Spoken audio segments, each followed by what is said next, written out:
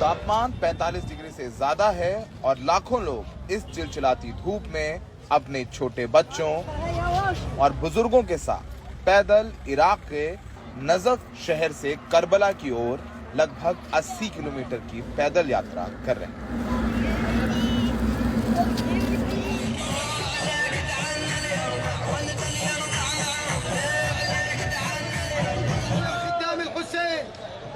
अल्लाह 80 kilometre की यात्रा में श्रद्धालुओं की सेवा और खाने पीने, सोने और आराम करने के लिए हजारों की तादाद में तंबू हैं, जिन्हें मौक़िफ़ भी कहा जाता है। बच्चे तो बच्चे, यहाँ तक कि बुजुर्ग भी लोगों की सेवा में लगे हुए नजर आए। ये सारा इंतजाम लोगों ने खुद अपने पैसों से किया है।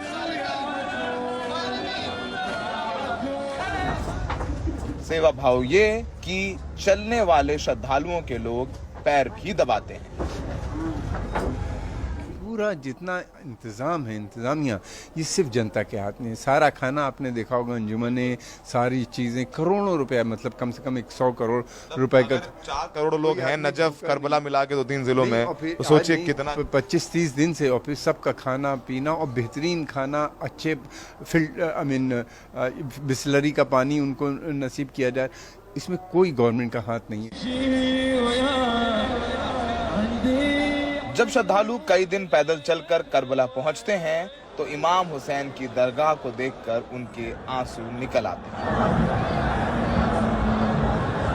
आंसू निकलने की सबसे बड़ी वजह है इमाम हुसैन की शहादत। इमाम हुसैन पैगंबर मोहम्मद के नवासे थे और करबला में लगभग 1200 साल पहले उनका उनके पूरे परिवार सहित कत्ल कर दिया गया था, जिसमें उनका 6 महीने का बेटा भी शामिल था।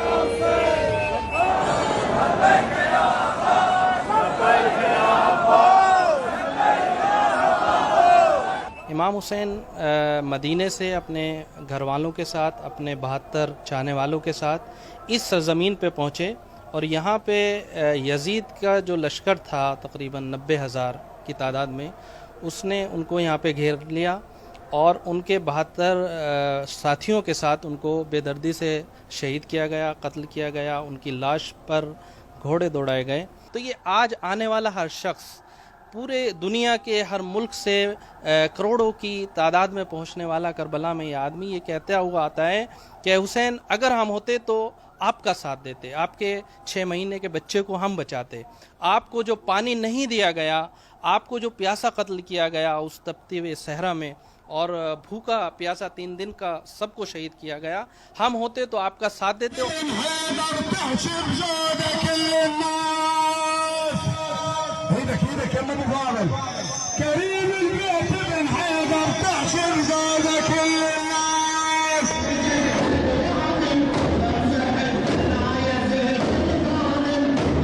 इतने बड़े हुजूम का एक लंबे समय तक हिंसा और युद्ध से प्रभावित रहे इराक के लिए सामरिक महत्व भी है और ISIS को कड़ा संदेश भी।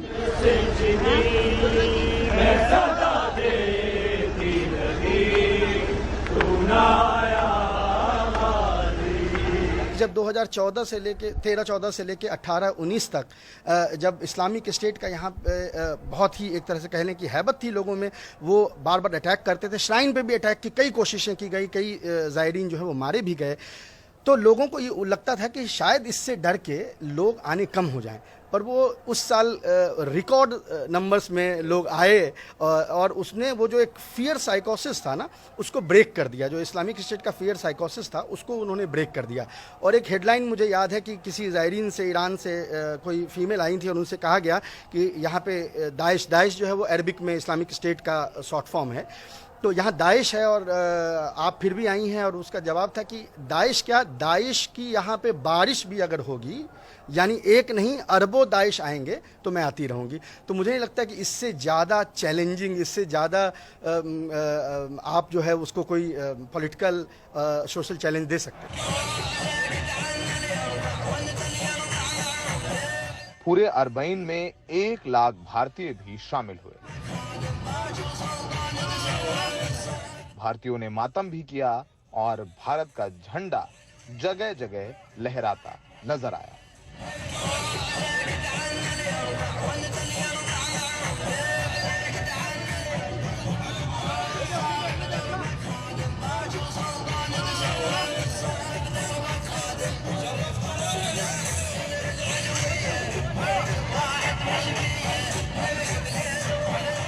इस बार करबला में अरबईन यात्रा में महात्मा गांधी के पोते तुषार गांधी और नेल्सन मंडेला के पोते दोनों साथ पहुंचे। कोशिश थी विश्व को शांति का संदेश देना।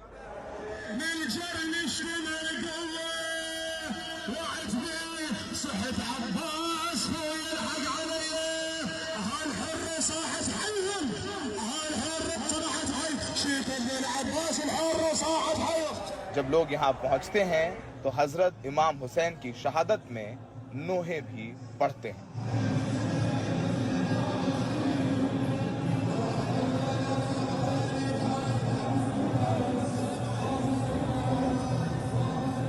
याद रखें कि भाईचारा बहुत जरूरी है और भाईचारा की जीती जागती मिसाल है कि कोई नहीं पूछा है तुम्हारा धर्म क्या है, तुम्हारी जात क्या है, क्या मजहब है।